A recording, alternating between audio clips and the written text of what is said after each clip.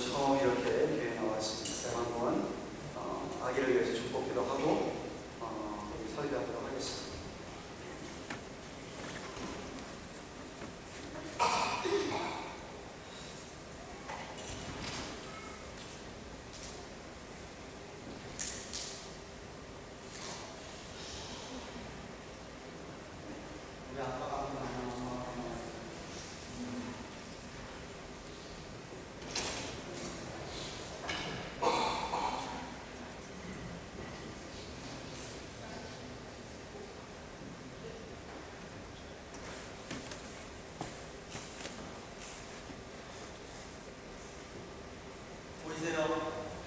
입주됐습니다. 소피아입니다. 소피아 지혜. 기도하겠습니다. 하나님 감사합니다. 사랑하는 영상대회에 하나님께서 첫 아기를 오랫동안 기도의 가운데 허락하신 하나님, 이제 이렇게 처음으로 엄마 아빠와 함께 교회에 나와 예배를 드리니 하나님께서 귀한 이 아기 소피아에게 은혜의 은혜를 부으시고 평생 동안 주님의 사랑 안에 살아가게 하여 주시옵소서.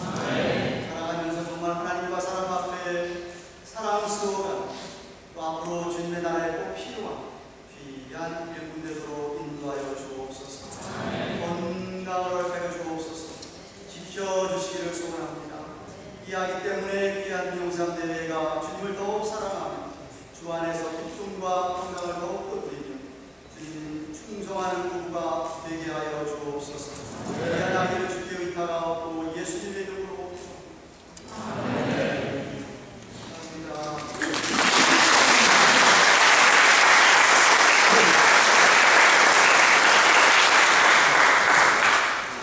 같이 우리 교회 표를 외치고 말씀 드리겠습니다. 행함과 진실함으로 사랑하자.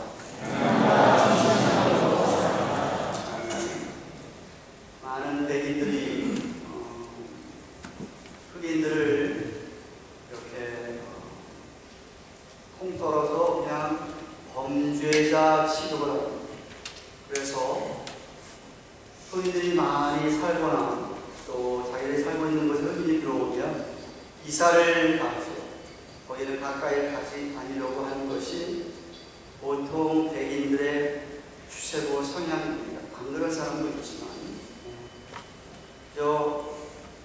흑인하면 도매범으로 그냥 범죄자로만 여기는 것이죠. 그런데 안타까운 것은 우리 한국 사람 가운데서도 그런 사람이 있다는 것이죠. 참 흑인들 상대로 미국 사람들하고 이야기를 하면 너무나도 흑인들이 인간적이고 그렇게 정이 많고 그렇다고 하는 이야기를 제가 듣습니다. 예외적인 사람들 때문에 도매금으로 넘어가서 그렇게 여김을 당하는 것 같은지 모르겠는데 제가 이야기하는 이유는 뭡니까? 사람마다 잘못된 편견, 가진 생각 때문에 율법에 대해서 이야기를 해도 율법, 지난주 설교를 듣고 나서도 그거는 그냥 죄다, 필요 없다 하고 한꺼번에 다시 도매금으로 넘겨버리는 사람들이 있습니다. 아니, 바울이 로마서를 기록할 당시에도 가르침을 잘못 배워서 그렇게 여기는 사람들이 많았습니다. 오늘 바울이 율법이 얼마나 중요하고 가치 있고 율법의 기능이 무엇인가를 오늘 본문에서 설명해 주고 있는 것입니다. 7장 6절을 지난주에 보았는데 6절을 다시 한번 보시면 이런 말씀이 있습니다. 이제는 우리가 얽매였던 것에 대하여 죽었으므로 율법에서 벗어났으니 이러므로 우리가 영의 새로운 것으로 섬길 것이요 의문에 묵은 것으로 아니할지니라. 더 이상 우리 믿는 사람들은 율법이 우리를 얽매일 수 없기 때문에 완전히 자유함을 얻었다고 말씀을 드렸습니다. 율법 때문에 그래서 우리가 구속받을, 속박받을 이유가 없다고, 율법을 지킬 이유가 우리는 없다라고 말씀을 드렸습니다. 그러면 그 6절에서 이야기하는 의문에 묵은 것, 곧 율법 율법은 더 이상 우리에게 필요 없지 않지 않냐, 율법은 죄이지 않지 않느냐라고 하는 그런 비난하는 분들에 대해서 바울이 오늘 율법에 대해서 디펜스, 변호를 하고 있습니다. 왜 율법이 필요한지 그 율법의 기능을 설명하고 있는데, 첫째는 율법이 인간의 죄를 드러나게 한다는 것입니다. 이는 벌써 3장 20절에서 율법으로는 죄를 깨달음이니라 라고 하신 말씀에 대한 다시 한번 설명하는 것이 반복해서 하시는 말씀인데, 7절을 보십시오. 뭐라고 기록되어 있습니까? 그런즉 우리가 무슨 말하리요? 율법이 죄냐? 그럴 수 없느니라. 율법으로 말미암지 않고는 내가 죄를 알지 못하였으니 곧 율법이 탐내지 말라 하지 아니하였다면 내가 탐심을 알지 못하였으리라 그랬습니다.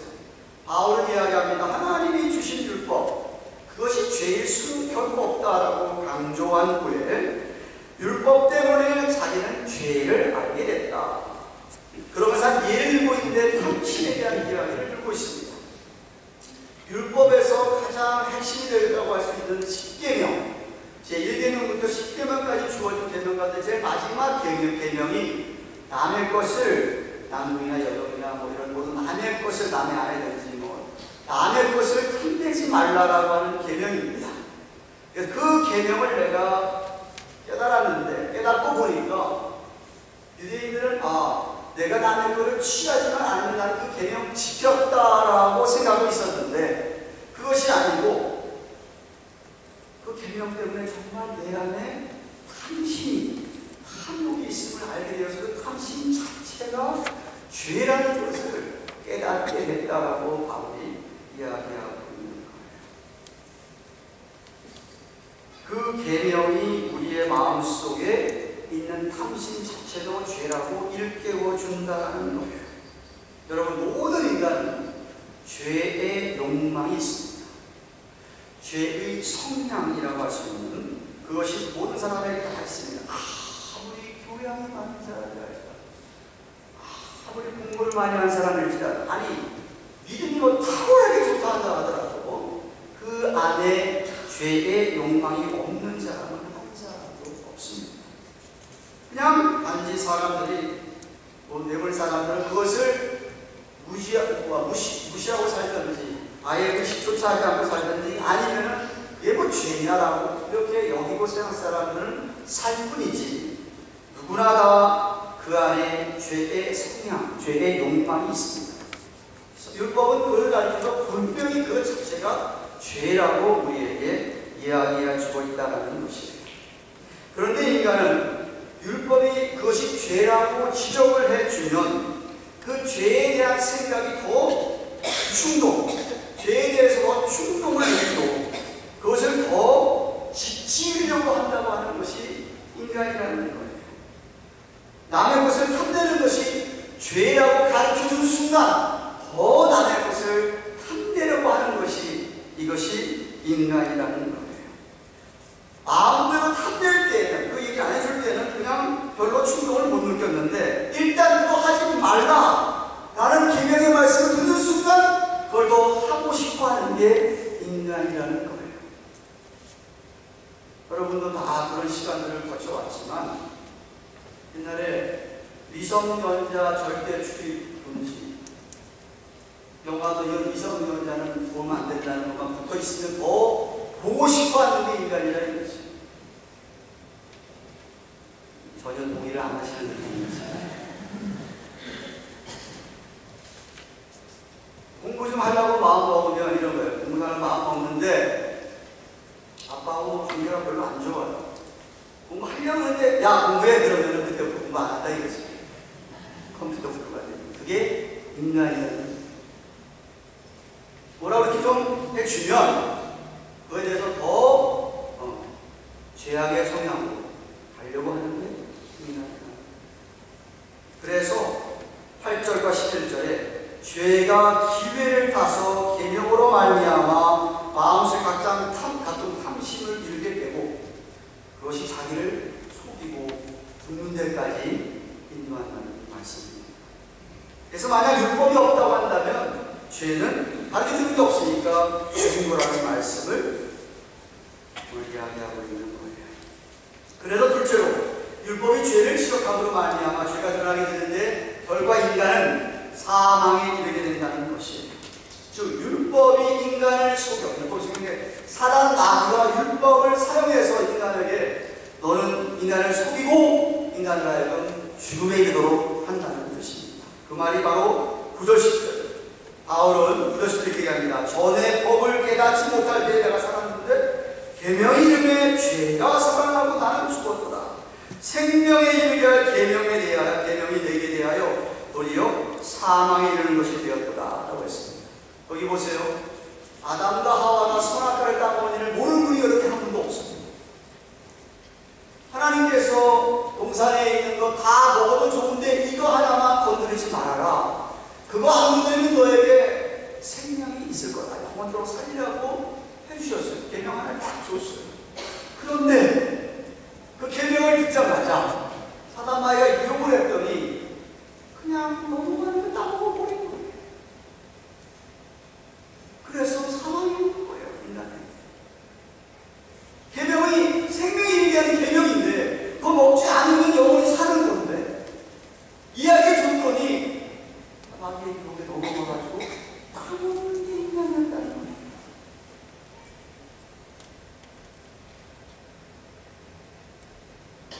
사탄이 그 기회를 타서 그들을 속이게 되어서 결국 넘어가서 사망에 이르지 않았느냐는 것입니다.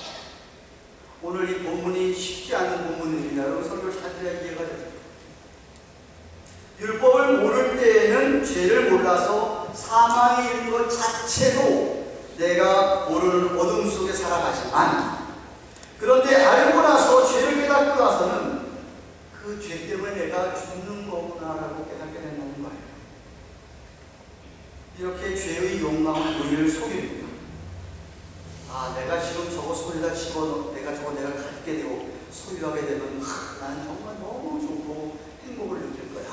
만족을 느낄 거야 라고 생각을 하고 또 내가 못 가지면 후회할 것이라고 이렇게 속삭입니다. 근데 막상 그것을 내가 손에 딱 넣으면 그때는 이제 얼마 못 가서 만족감은 사라질 뿐만 아니라 죄의식이 우리 안에서 생기게 된다는 것이죠. 그래서 고통을 받아요. 11절에 얘기하는 죄가 기회를 타서 계명으로 말하면 나를 속이고 그것으로 나를 죽였다라고 얘기합니다. 다윗의 아들 가운데 암논이라는 아들이 있었어요. 근데 이 암논이라는 아들이 배다른 자기 누이 다말을 좋아하게 됐어요. 너무 좋아하는 아들이 상사병이 걸렸어요.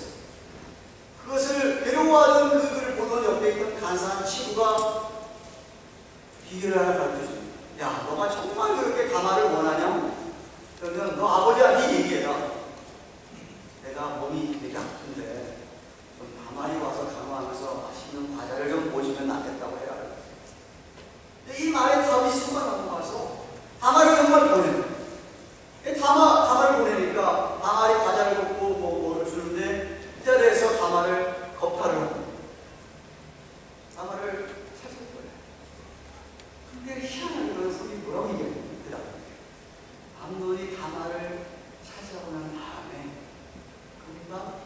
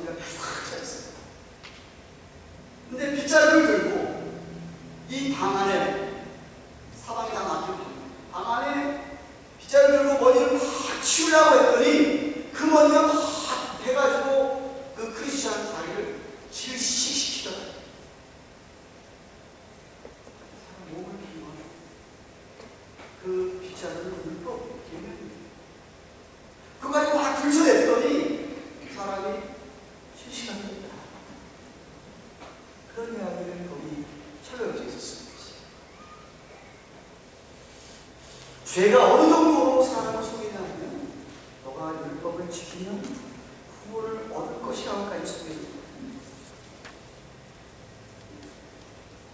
마치 선악과가 따먹어도 안 죽어라고 속였듯이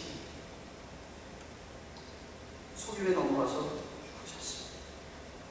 갈라디아서 2장 11절 율법의 행위로는 이롭다함으로 유죄가 없다고 얘기했습니다.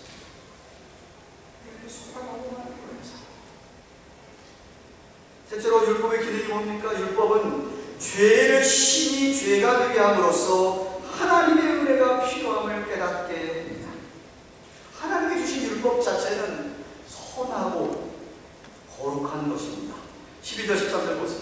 이러온데 율법도 거룩하며 계명도 거룩하며 의로우며 선하도다. 그런즉 선한 것이 내게 사망이 되었느뇨? 그럴 수 없느니라. 오직 죄가 죄로 드러나기 위하여 선한 그것으로 말미암아 나를 죽게 만들었으니 이는 계명으로 말미암아 심히 죄로 심히 죄 되게 하려 합니다. 율법은 마치 병원에 있는 MRI 혹은 CAT-스캔 같은 것과 같다고 할 수 있습니다. 환자가 병원에 들어와서 검사를 합니다. 겉으로는 큰 병 아닌 것 같은데 의사가 이사를 해서 검사 좀 해보자고 해요. 그래서 MRI와 CAT-스캔을 찍었더니 세상에 온몸에 암이 먼저 퍼진 것을 보이는 거예요.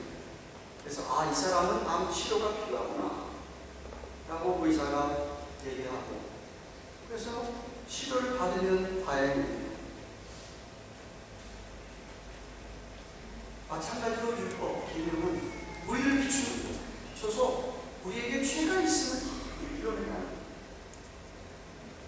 하나님 말씀에 우리를 비춰보면 여러분 속에 죄가 있는 것은 정말 거의 없습니다. 죄로 되어 있구나. 그래서 죄의 욕망이 얼마나 무서운지를 알게 됩니다. 그걸 그렇게 무서운 걸 알게 되면 하나님의 은혜가 필요한 것을 깨닫습니다. 예수님의 십자가가 그래서 필요하다는 사실을 깨닫는 것. 다시 말하면 내가 죄인인 것을 깨닫지 못한 사람, 정말 나는 심히도 죄인이구나를 깨닫지 못한 사람은 결코 예수님 앞에 나올 수가 없습니다. 그래서 만약 하나님이 여러분에게 이 율법을 통해 말씀을 통해 나는 정말 죄인이구나 깨닫게 하신다면 그 자체가 이미 은혜를 받는 거예요. 그 자체가 이미 은혜를 받는 거예요. 물론 어떤 사람은 다 비추어주고 무시해버립니다. 인정해버립니다. 인정하지도 않습니다. 그러면서 그냥 더욱 강력해지는 사람들도 있습니다. 당시 많은 유대인들, 율법주의자로서 고집했던 사람들, 그런 사람들은 뭐냐면 마치 자기 몸을 검사를 다 해서 MRI와 CAT을 다 찍어서 분명히 그렇게 보이는데도 불구하고 온몸에 암이 펴졌음에도 불구하고 그냥 무시하고 뭐를 블레임하냐는 MRI, CAT을 블레임하는 거랑 똑같다는 율법을 비난하지 않는 거죠. 예수님 당시에 아주 미션적이고 외식적이었던 서기관들, 바리새인들, 사두개인들을 향해서 예수님이 회칠한 무덤 같다 해서 회칠한 무덤이 무덤이에요. 무덤인데 실을 딱 해놔 가지고 겉은 둥글게 보이는데 속에는 시체가 썩어 들어가는 거예요. 예수님 그래서 그렇게 변해서 그런데 한 번은 나단이라는 사람을 만났는데 예수님이 나단을 보고서는 저 사람 속에는 간사한 것이 없다고 합니다. 요한복음 1장 47절에 그 말이 그 사람 속에 죄가 없다는 얘기가 아니라 그 사람은 정말 자기 속에 있는 죄를 다 드러내서 죄인 것을 깨닫고 예수님 앞에 나오는 것을 만들어서 됩니다. 그러니까 그 은혜로 죄의 용서를 받을 수 있었던 거예요. 또 한 번은 부자 청년이 예수님께 찾아왔어요. 어떻게 하면 영생을 얻을 수 있습니까? 예수님께서 가늠하지 말라, 살인하지 말라, 도둑질하지 말라, 거짓 증거하지 말라, 무공경하라 같은 10계명 얘기를 쭉 하시면 네가 계명 알지 않냐? 그렇게 하라고 말씀했더니 부자 청년이 그런 거 내가 어릴 때부터 나 지켜왔습니다 라고 얘기해요. 그랬더니 예수님께서 너한테 한 가지 부족한 게 있다. 너가 있는 것 팔아서 가난한에게 나눠주라. 그게 무슨 가난하게 나눠 팔아 주려고 그러는 소리가 아니라 예수님은 그 마음에 있는 지금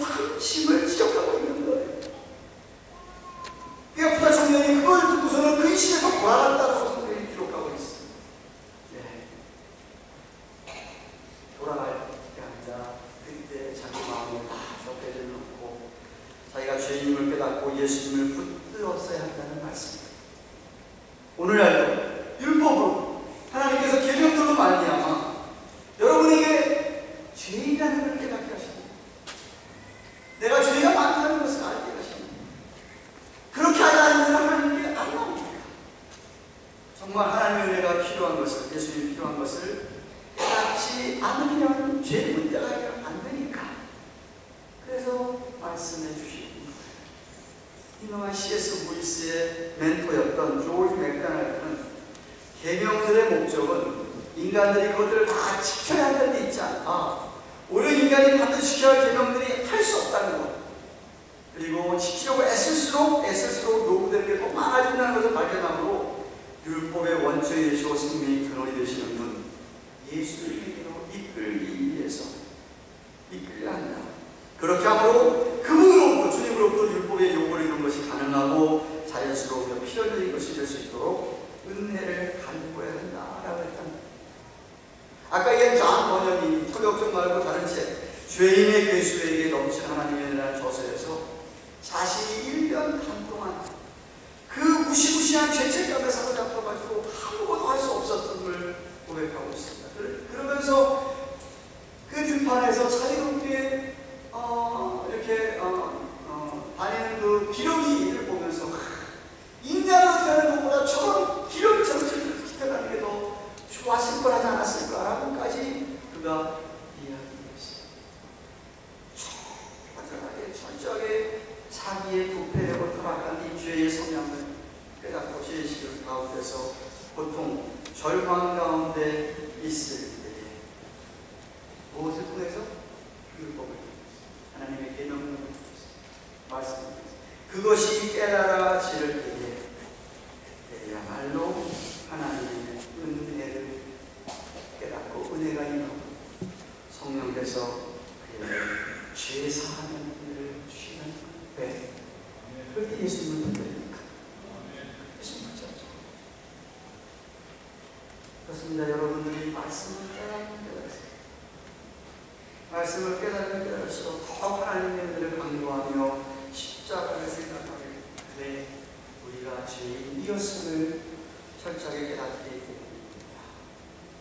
문제는 오늘날 많은 교회들이 자신이 과거에 어떤 죄인이었음을 잊어버리고, 아니 지금도 마음속에 죄가 가득함을 깨닫지를 못하고 심령이 마음같이 깜빡해져가 딱딱해져 있고 마음밭에 잡초들이 다 자라가지고 정상적인 분이 자랄 수 없게 되어 있음에도 불구하고 그 마음을 기점을 해서 잡초를 다 뽑아버릴 생각을 하지 않고 죄의 감각에 무뎌져가지고 그냥 그렇게 살아가는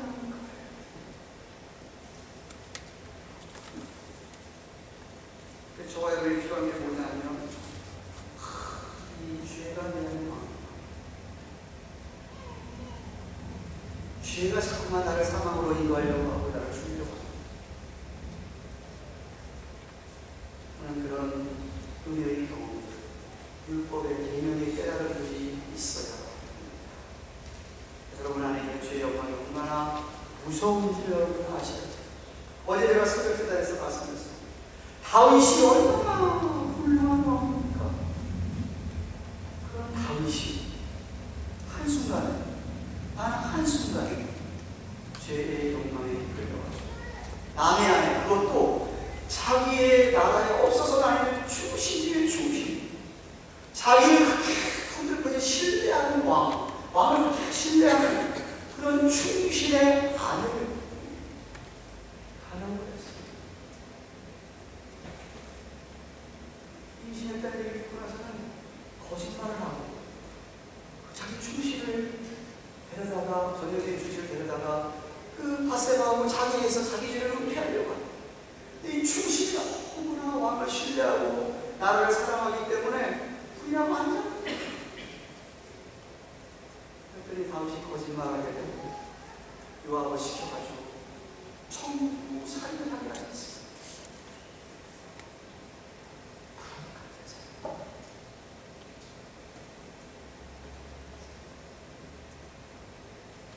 제가 어디서 얘기했습니다. 절대로 우리는 나는 다윗이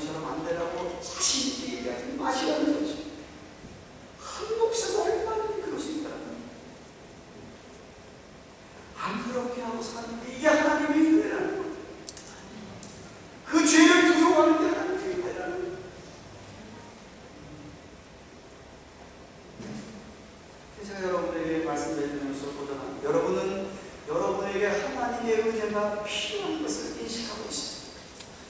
여러분 안에 있는 죄의 욕망이 무시무시한 것을 여러분은 깨닫고 있습니까? 여러분 성령님께서 여러분이 인쳐줘서 하나님의 자녀를 삼으셨지만 여러분은 스틸 하나님 앞에 타락한 인간입니다. 아직도 여러분 속에는 죄의 성향이 있습니다. 그러므로 여러분이 늘 죄임을 깨닫고 죄의 영광이 무서운 일을 깨닫게 하시는 은혜가 있다고 하는 것에 감사하시고 늘 십자가의 복음으로 구원받은 감격을 가지면서 남은 평생을 하나님께서 기뻐하시는 삶이 되기를 바랍니다. 무엇이 여러분의 심령을 강팍하게 되는지 모릅니다. 무엇이 여러분의 심령에 잡초들이 무성하게 자라가지고 하나님의 은혜가 들어갈 자리가 없고 죄를 지어도 그 죄인도 모르는 상태에 있는지 알 수 없지만 그러면 여러분 하나님 앞에 여러분 정말 저는 그리고 왜죠? 여러분이 정말 하나님의 자녀라면요 여러분이 그렇게 하지 않으면 여러분이 여러분의 죄를 깨닫고 정말 회개하고 그렇게 않으면 하나님께 직접 손을 대십니다. 여러분이 부모인데 내 자녀가 분명히 죄를 짓고 있는데도 불구하고 잘못했음에도 불구하고 가만히 그냥 내버려두는 부모가 생겨요. 어디가 있습니까? 그런 부모라면 그거는 자식이 진짜 자기 자식이 아니고 사생자라고 시비하는 생각이 있어요. 하나님 마찬가지죠. 하나님의 기회를 주세요. 기회를. 죄를 깨닫고 회개하고 돌이키기를 기회를 주세요. 그런데도 불구하고 여러분이 잘한다고 하면 하나님이 직접 손을 대시면 그때는 여러분 너무 고통스러워요. 그 전에 돌아오시고 다윗이 1년간을 안 돌아왔습니다. 그 불륜 바세바 불륜에 난 그 아기가 태어날 때까지 얘기하지 않았어요. 하나님이 반대해서 누굴 보냈냐면 나단 선지자를 보냈습니다. 그래서 이야기를 듣더니 그때 회개합니다. 하지만 그는 하나님의 이름을 회방했기 때문에 왜? 이스라엘 나라는 하나님의 나라를 대표하는 건데 그 왕이 그런 죄를 범했기 때문에 이방 사람들 왕들이 알게 되는 하나님의 이름을 얼마나 욕되게 하겠느냐 해서 죄는 용서하시지만 그 죄의 시간, 죄의 결과들을 또 만나요. 그래서 자기 집안에서 큰 불이 일어나요. 형제들끼리 칼을 죽이려고 자기 처와 첩들이 형들이 대낮 백주에 아들에게 겁탈을 쫓겨가고 물론 다윗과 벳을 어디 때문에 회복시키셔서 다시 왕위를 시켜주시고 물론 그 불륜의 아들은 하나님께서 치셔서 죽어버리고 살려달라고 7일 동안 금식하며 부르셨지만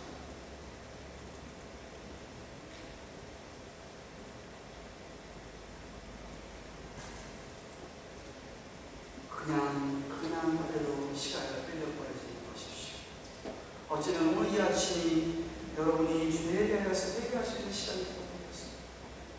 회개하라고 이런 말씀을 보여주고 있습니다.